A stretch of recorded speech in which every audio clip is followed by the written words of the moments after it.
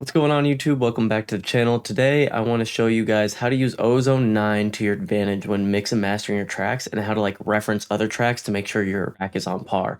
I said track a lot. Today we're going to be going over how to get your track to sound like the professionals and all the great resources that Ozone 9 provides you to get there, honestly. Now you don't need Ozone 9 to achieve this stuff, but in this video I'm specifically going to be talking about Ozone 9.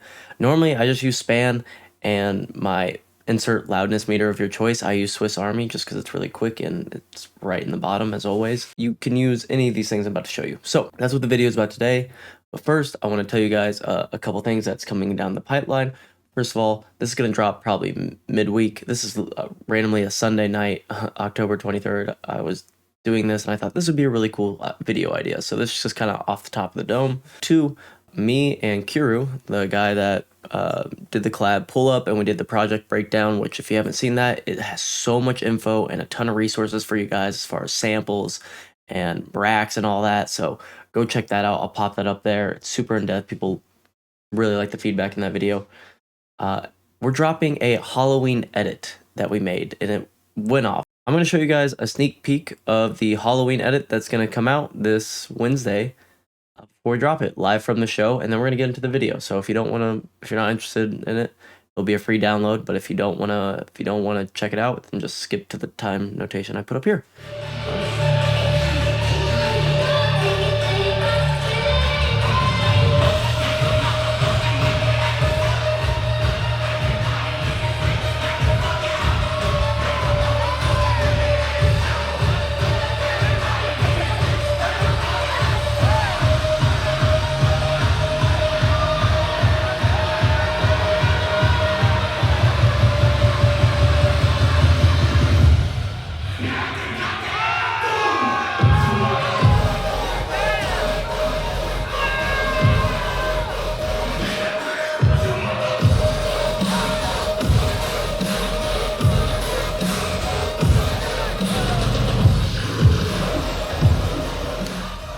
So that's part of the edit that will be coming out this Wednesday. If you guys want it, like I said, it'll be a free download. Just check my Instagram or SoundCloud that day of, and you guys can grab it. So anyways, to the meat and potatoes of this video, how to master your tracks or how to reference master your tracks using Ozone.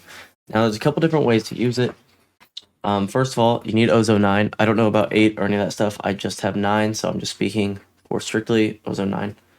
It has a tab down here, which is your reference, which you can literally just pop in a reference track. You can literally just click this, you choose the file you want, boom, and it kind of pre-analyzes stuff. If you're on Windows, you alt scroll, you can scroll in. I made it very specifically. Here, I'll show you what this sounds like.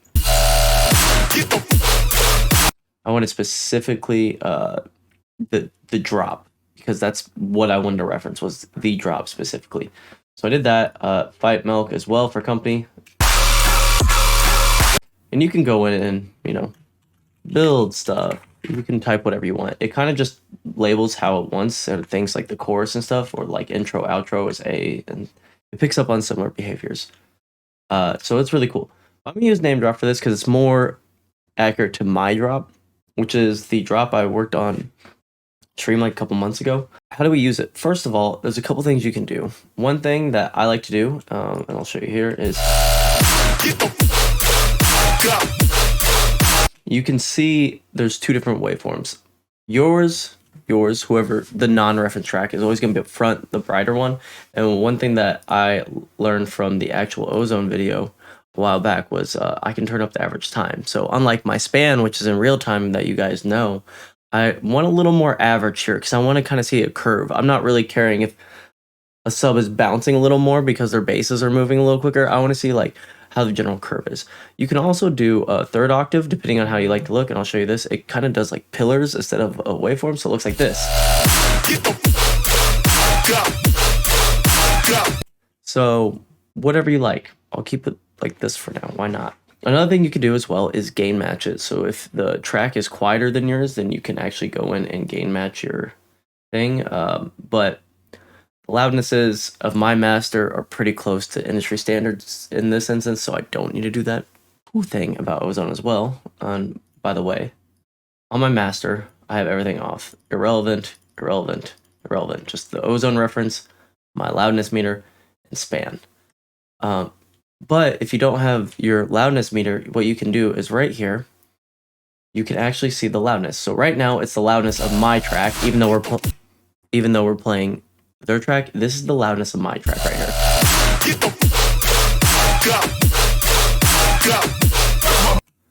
Roughly negative two LUFS. But you can go here and say, well, what if we replace the input with the reference? Since I'm not using this to compress and gain stage my whole track, since I master it with my mastering rack, I'm not using Ozone to master. So I can just replace the input with reference. And now you're going to see name drop right here, and you're going to see my track right here.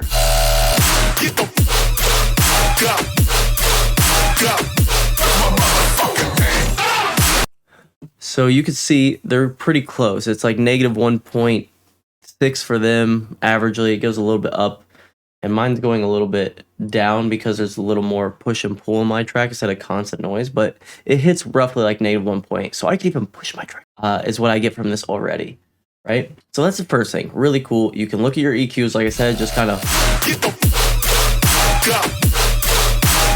The biggest thing I see is right here, and I'm going to switch back real quick just to show you in both things that it looks like my brightness isn't as bright as theirs.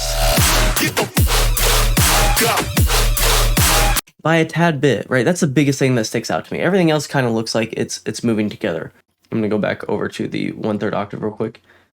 And another cool thing you can do is match EQ, which is really good. I do this with vocals all the time.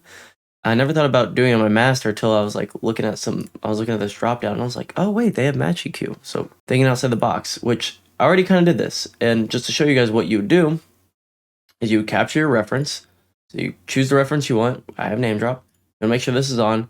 You click capture, play. Play it for like at least half the drop, maybe in the full drop if you want to, as long as it's whatever it's going to be closest to your drop. And then you'll turn that off, and you're going to capture your drop, the same instance, right? And you can see the curves are a little different. And we get here, yellow is their track average, blue is my track average. So our subs are really close. The second harmonic of his is a little higher and a little, I think he's actually in probably a different key, if I had to guess, based on where the sub's peaking at. But overall, it's pretty damn close, except right here, right? Which we saw. So what we do is you can either match EQ. You can tell how much you want to do this. It was saying 10% would be what I needed. It gives you kind of a general, this is all kind of natural. And if you feel like it's too big, you can smooth it out more, make it more rounded.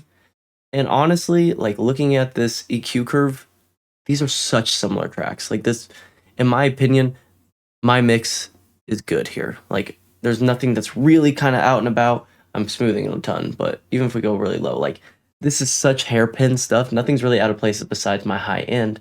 And even then, I feel my high end's pretty good. I guess I'll boost it just a tad bit, and I'll A/B it with both my masters. This actually lets you see what you're analyzing. And it's really cool because you can see the LUFS. Once again, you compare loudness. If I need to turn up mine,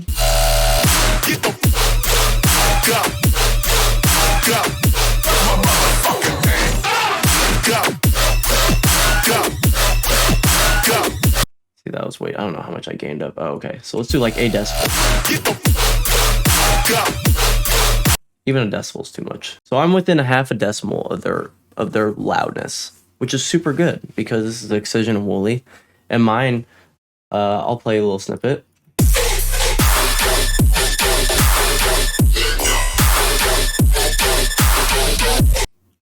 Is really close. One final thing about match EQ actually is there's sliders. So say like I really don't need to mess with my low. Maybe I like maybe I want to add something in the hundreds, but I don't mess with my sub curve. You can drag the sliders on which it affects. So you can choose where you're affecting.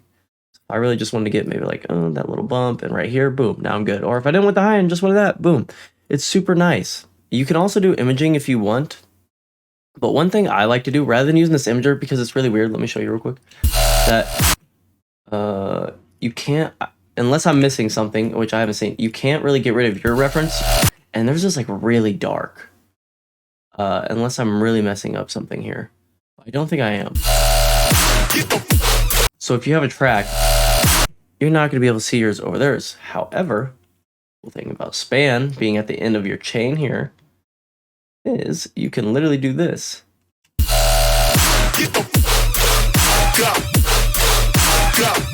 And then turn it off.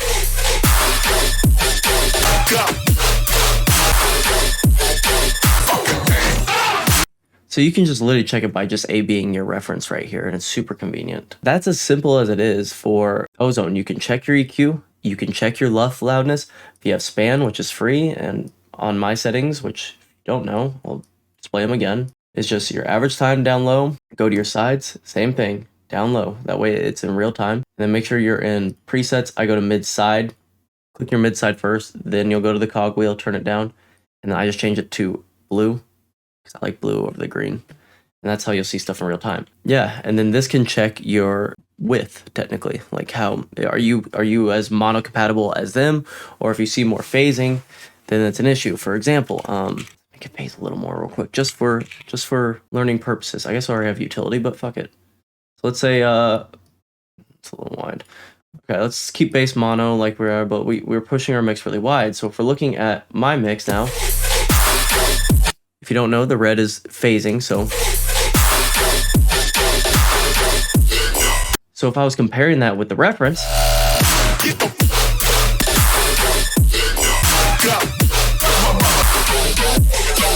I'm like, okay, I'm seeing a lot more stereo width in my places where they don't have that. So let me go tame that in my mix. Obviously this is just in the master and it's fixed now. So I'm not really worried about that, but you'd go back in your mix, pull in a little width, and reevaluate. This video ended up being a little bit longer than I thought it would. I hope you guys learned something today about Ozone, and if you have any questions about it, I'm not a master in it, but I know a few things, so you can ask below, and be excited for the prototype interview, because it's actually coming this weekend finally. So, peace guys, thank you.